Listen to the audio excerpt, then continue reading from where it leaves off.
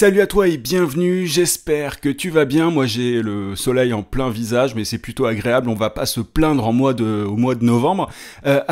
Aujourd'hui, je voulais te donner 3 outils pour gagner du temps au travail. Ça va t'intéresser que tu sois une agence, que tu travailles avec des gens si tu veux, ou que tu sois indépendant, que tu sois consultant ou freelance. Alors, ce thème-là de la productivité, du fait d'être plus efficace, tout ça, c'est quelque chose qui m'intéresse depuis longtemps. J'en ai déjà pas mal parlé sur le podcast. Mais pendant un certain temps, moi, j'avais de bonnes habitudes, tu vois. J'avais une bonne routine. Moi, la routine, je l'entends au sens positif du terme. Je pense qu'il faut vraiment avoir une routine assez carrée pour simplement faire grossir son business. Aujourd'hui, si toi, tu travailles un petit peu quand tu en as envie, tu vois, un petit peu l'après-midi, un peu le matin, machin. Si t'es pas organisé, aujourd'hui, il se peut que, au final, tu fasses exactement comme un salarié. Tu étires ta journée de travail de manière totalement artificielle.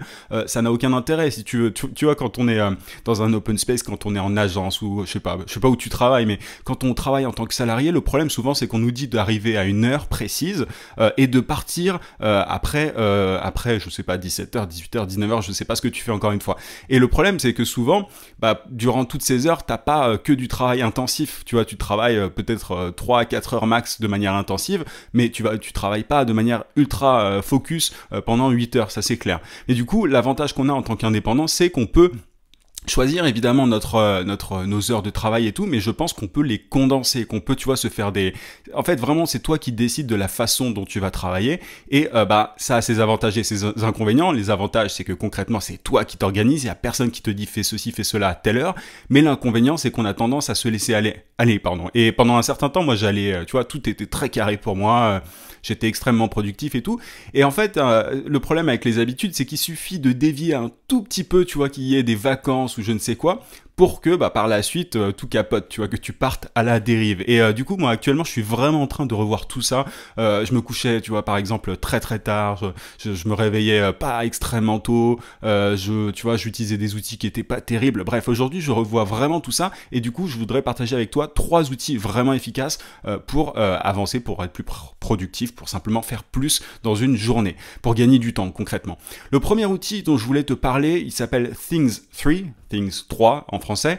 Évidemment, tous les liens sont en description et je touche rien du tout sur quoi que ce soit, il n'y a aucune commission, c'est pas des liens d'affiliation, etc. Bref, comme ça c'est dit, mais tout est en description si ça t'intéresse. Donc Things 3, qu'est-ce que c'est? Concrètement, tu vois, on a tous besoin d'un outil de to-do list ou tu vois, la manière de s'organiser, elle est différente en fonction de chacun. Moi, pendant un certain temps, j'utilisais Wunderlist. Je crois que j'en avais déjà pas mal parlé sur le podcast, mais Wunderlist, alors moi je suis pas fan du tout. Tu vois, c'est un outil qui permet, c'est une espèce de to-do list, mais c'était un peu le bordel, si tu veux. C'est un outil qui est gratuit, mais c'était le bordel. Je comprenais jamais quand est-ce que je devais effectuer telle tâche ou telle tâche. Bref, c'était pas terrible en termes d'ergonomie. Et du coup, pendant un certain temps, je me suis mis à Google Calendar. C'est con, tu vois, mais concrètement, Google Calendar, t'as une visibilité sur absolument tout ce que tu dois faire. Mais Google Calendar, le problème, c'est que t'as une visibilité à long terme, à moyen terme, à court terme, mais le problème, c'est que c'est mal, tu vois, c'est tout petit, c'est écrit en tout petit. Il y a forcément des moyens d'éviter ça, mais je cherchais un outil qui était qui permette de me dire, voilà, je commence ma journée, qu'est-ce que j'ai à faire? Et je suis tombé sur plusieurs outils et j'ai un peu pesé le pour et le contre, et notamment ceux qui arrivaient un petit peu en tête des recommandations des gens sur Internet, parce que je tape sur Google, évidemment, quand je cherche quelque chose. Je t'invite à écouter mon podcast sur le sujet que j'ai fait il y a pas très longtemps. Google est ton ami, ou Google est la meilleure école, je sais plus, bref, hors sujet. Et du coup, il y a Things 3 et Todoist qui sont arrivés en tête des classements, enfin en tête des recommandations. Et en gros, Things 3, c'est un outil qui permet, donc c'est une to-do list, mais extrêmement ergonomique. Et Todoist, c'est en gros la même chose. C'est plus flexible, tu peux faire plus de choses, mais c'est moins bien foutu, c'est moins ergonomique, c'est moins joli, c'est moins bien présenté.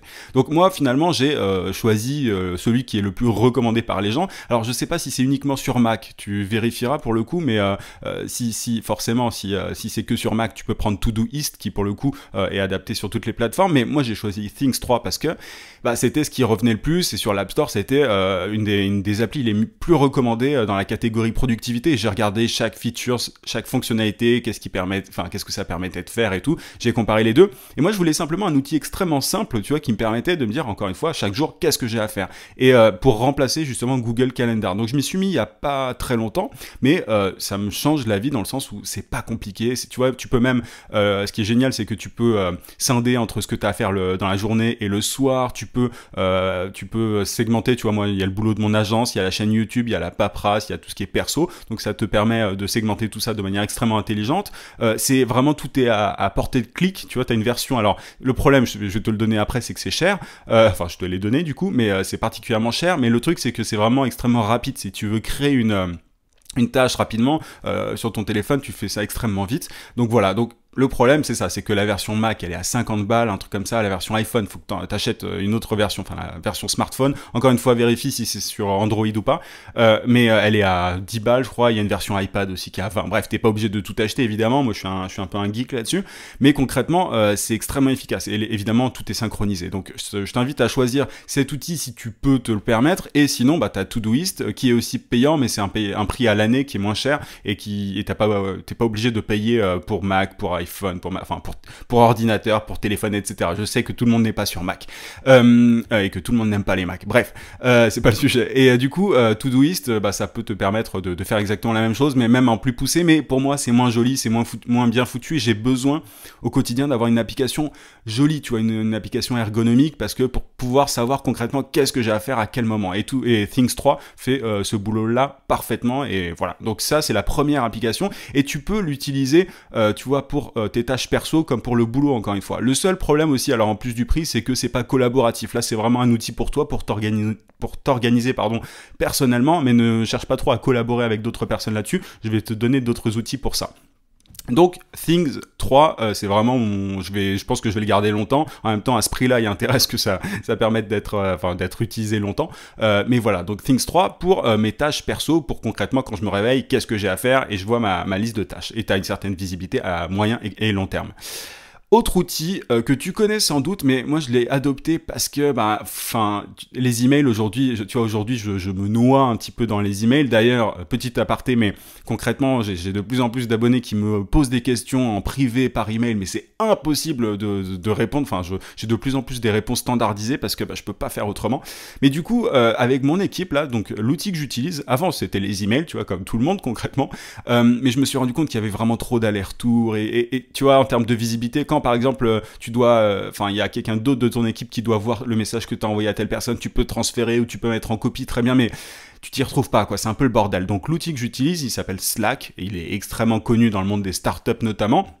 Mais je te conseille vraiment d'utiliser Slack si toi aussi tu travailles avec une équipe, si tu es une agence ou si tu travailles avec d'autres freelances, peu importe. Si tu travailles en mode projet, comme certains aiment dire, c'est vraiment extrêmement intéressant. Et moi, ce que je fais, c'est concrètement, c'est que pour chaque client, je crée un channel. Donc un channel sur Slack, c'est une espèce de petite salle de conversation. Donc je crée un channel, une chaîne par client, et ça me permet du coup de travailler avec mon équipe sur chaque client, enfin de voir concrètement ce qui est fait, à quel moment, etc. et de communiquer avec tout le monde. Donc ça, c'est extrêmement pratique, Slack. Le désavantage, c'est que, bon, c'est gratuit, hein, mais le désavantage, c'est que si tu veux remonter certaines conversations, enfin, tu vois, si tu veux aller dans le passé pour revoir des conversations qui ont été, je sais pas, d'il y a un mois, par exemple, t'as une version payante. Donc ça, c'est le seul problème, mais si tu veux un outil de conversation rapide et dans lequel tout le monde peut voir ce qui se passe, je t'invite vraiment à l'utiliser parce que moi, par rapport aux emails, tu vois, même si par email, moi, j'utilise des plugins assez utiles du style Boomerang, tu vois, qui permettent de... c'est une autre utilisation pour le coup, mais qui permettent de programmer des emails à plus tard. Enfin, j'essaye d'éviter un maximum les emails parce que, sauf au début, tu vois, quand t'as un client tu peux mettre éventuellement des clients sur ton Slack pour communiquer avec eux, mais bon, en général, c'est quand même plutôt par email. Donc Slack, c'est vraiment plutôt pour ta cuisine interne, si tu veux, pour discuter avec les gens de ton équipe à toi, parce que là, vous pouvez faire le choix de travailler sur Slack. Après, les clients, certains seront peut-être d'accord que de communiquer avec toi sur Slack en direct, mais le problème avec ça, et attention, c'est que le client, au final, se transforment en donneur d'ordre, en patron, en nouveau patron pour toi, et du coup qui te disent toutes les 5 minutes, pardon, il faut faire ceci, il faut faire cela. Là, Slack vraiment c'est juste pour toi en interne, pour ton équipe, pour que tout le monde voit ce qui se passe quand tu as besoin de donner une consigne ou je ne sais quoi. C'est sur Slack que tu peux le faire, et comme ça c'est bien rangé par projet, tu vois, par client par exemple, ou par type de tâche. Si tu veux, tu peux par exemple faire une chaîne dédiée au graphisme, une autre à je ne sais quoi, bref, un channel.